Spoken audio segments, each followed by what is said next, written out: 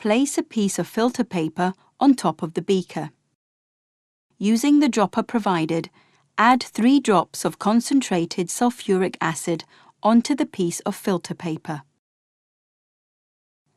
What do you observe?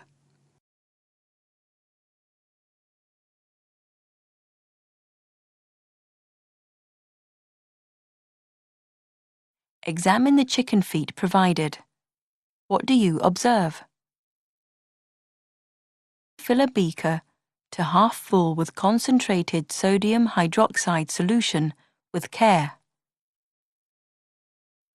Fill another beaker half full with tap water. Put a chicken foot into each of the 2 beakers.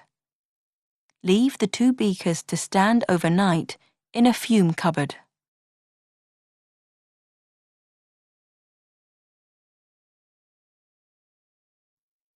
Carefully observe the chicken feet the next day.